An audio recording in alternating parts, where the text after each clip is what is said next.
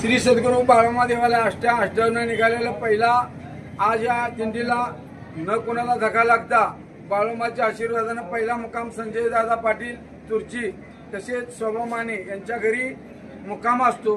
त्यानंतर दुसरा रतन मोहितेंच्या दारात इथं आज बाळोमाच्या पालखीचं आगमन झाले। पुढच्या वर्षी त्यांना मुलगा होईल आणि पालखीचं आगमन पण होईल। त्यावेळेला 14 वर्षे झाली की पायपाय दिंडी चालत्या सर्व लोक एकत्र येऊन असा एवढा ह्या देवाची महिमा आहे की परत झरक वस्तीवर हे आमचे शेठ आलेले आहेत, त्यांनी देखील आम्हाला इथं भेट दिली। त्यांच्या वस्तीवर उद्या बाळोमाच्या मंदिरात तिथं भेटीला जाणार आहे। भीमराव सरगरच्या पण घरी 17 नोव्हेंबरचा पग्याच्या पालखीचं आगमन झाले। त्यावेळेला अष्ट्याची बाळोमा पालखी येऊन तिथे त्यांना भेट होणार, प्रत्येक वर्षी भेट होत्या। आज 14 वर्षाचं टार्गेट आहे।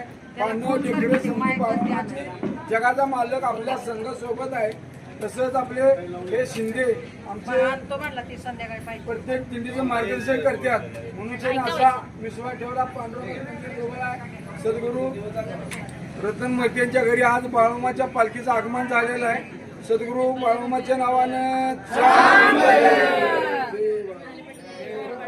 आबा, आज तुम्ही जवळजवळ 14 वर्षे पायदिंडीचे आष्टा ते पंढरपूर पायदिंडी काढताय।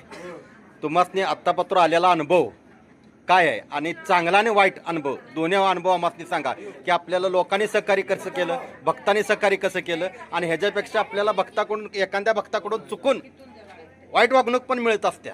सगळे हाताई बोटेसारखे नाही, ह्याच्याबद्दल तुम्हाला काय म्हणायचं?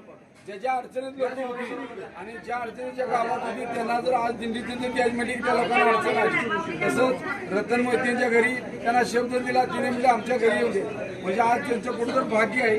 हे आषाढी कार्तिक वारी बाळोमाची पाय दिंडी आहे। कार्तिक वारीला रतन मोहितेंच्या घरी पालखीला आज 14 वर्षे तिथलं सगळं हे करून माणसाला आज 40-50 वर्षाच्या माणसाला बाळोमाच्या ग्रुपनं आता गेल्या वर्षी 17 मुलगं झालं आणि आता येताना 7 मुलाचं आगमन झालेलं आहे। प्रत्येक वारीचं फळ हे बाळोमा ज्याला मूल नाही त्याला देतो।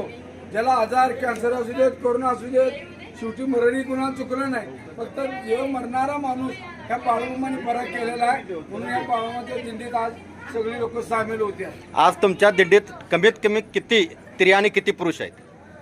100 महिला आहेत आणि 125 पुरुष आहेत। ह्यांचं नियोजन तुम्ही कसं करताय? त्यांना बाळोमाकडे याची त्यांची इच्छा असते म्हणून त्यांच्या सहकुचीनं परपंजा तिने ही ठेवून बाळोमा मागं तुमचं तुम्ही बघायचा, मामाचं लक्ष त्यांच्या परपंजावर असते। जर प्रामाणिकपणे चाललं तर आपल्या शरीरामध्ये माझी स्वतःची 500 साखर असून तेव्हा मला आता 125 साखर ठेवल्या। आता तुम्ही खोटं बोलताना चेक करून बघा, एका माणसाला 250 साखर होती, 700 साखर होती। ते बाळूमामाने पाय काढायला सांगितलं होतं त्या डॉक्टरनं, तर ते बाळूमामा स्वतः जाऊन उशाला उभा राहिला। त्या लोकांना आम्ही काय सांगतोय, या पथकाची जेवढी ताकद आहे तेवढी कशात नाही, भंडऱ्यात ताकद आहे तेवढी कशात नाही। हे पथक आपल्या जवळ असला पाहिजे, टाळ आपल्या गळ्यात पाहिजे। तुम्ही दिंडी कोणाची आहे हे त्यांना वळागले पाहिजे।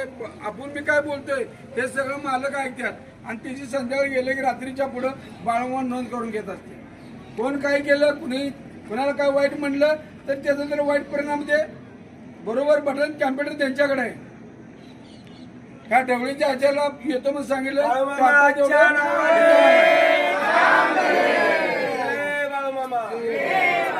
अशा तऱ्हेने आज आष्टा ते पंढरपूर बाळमामाची पालखी चाललेली आहे आणि ह्या पालखीसोबत कॅमेरामन सतीश शिंदे, बलगवडे।